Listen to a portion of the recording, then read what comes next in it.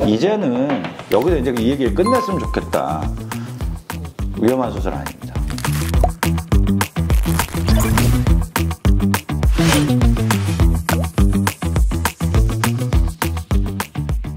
여러 가지 수술이 있는데 지금 우리나라나 전 세계적으로 한 80% 수술을 차지하는 위절제를 예로 들어볼게요. 위절제가 위험한 수술이냐? 단적으로 답만 드리면 위험한 수술 아닙니다. 물론 합병증이 생기면 위험하죠. 이거는 뭐 예를 들면 맹장수술하다 피난 거하고 위수술하다 피난 거하고 차원이 다르긴 해요. 그렇지만 비율과 그 안전성을 얻는 과정 자체를 들으시면 안심하실 수도 있어요. 저희가 예전에 유명한 그 가수분이 돌아가셨잖아요. 그분은 위절제가 아니라 위밴드 합병증으로 돌아가신 건데, 우리나라는 위암이 많은 나라니까 위를 자른다는 거는 위에 큰 문제가 있지 않은 한 잘라서는 안 된다는 인식이 좀 있는 거예요. 위 수술은 곧 큰 수술이다. 암 수술에나 받는. 절제가 전 세계적으로 대세였는데도 이상하게 위밴드가 사양길이었는데 한국에서는 이제 올라가기 시작하죠. 그때도 의사들이 경고를 했어요. 위 밴드 합병증이 더 크다. 식도염도 심해지고 계속 쪼이다 보면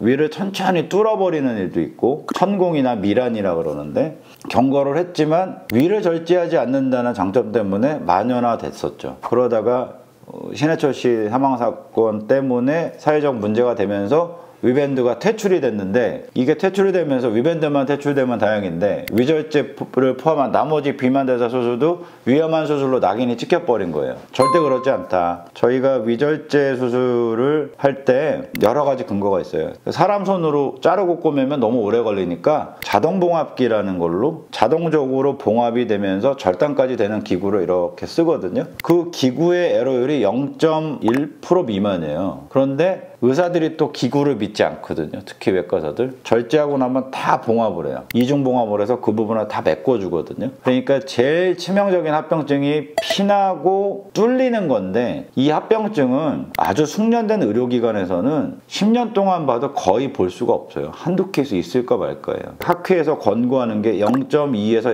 0.3% 정도가 합당한 합병률이다. 1에서 2%라고 책에 나와 있는 것도 좀 많다는 뜻이거든요. 그러면 1000명당 두세 명이 꼭 나와야 되잖아요.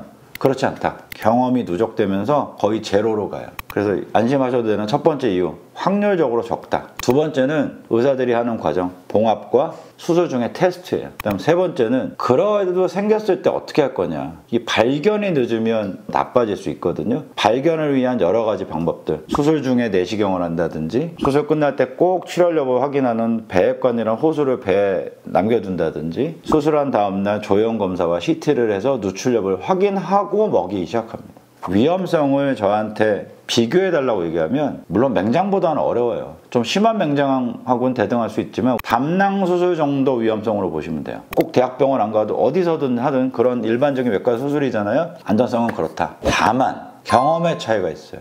어떤 차이냐, 위를 바나나 모양으로 자르는 거거든요. 단순하게 바나나 모양으로 자르는데 위에 이렇게 늘어나는 부분을 잘라줘야지 폭식을 안 하고 식욕이 줄어들어요. 우리가 거길 위저부라 그러는데, 그렐린이라는 식욕 호르몬이 막 뿜뿜 나오는 데거든요. 거길 잘라야 되는데 위에는 타이트하게 슬림하게 가고 아래쪽은 널널하게 간다. 아랫부분은 너무 좁게 잘라서 내려가는 길이 좁아지면 토해요. 소화액뿐만 아니라 음식물이 고였다가 내려가지 못하고 올라오기 때문에, 그러면서 위가 꼬이지 않게 자른다. 이런 게 노하우거든요. 그런 조건이 어떤 경험적으로 쌓여서 해결이 되면 위절제는 정말 심플한 수술이고, 미국에서는요 위스콘신주라고 제가 들었는데 거기는 충수술이나 맹장수술보다 위절제가 더 많아요. 그 안전성이 보장이 되지 않으면 그렇게 커먼해지지 않거든요. 그렇게 대중화될 수 없는데, 이제는 여기서 이제 이 얘기를 끝냈으면 좋겠다. 위절제 수술을 포함한 비만대사 수술 위험하다는 얘기는 이제 그만하자. 저희 한 달에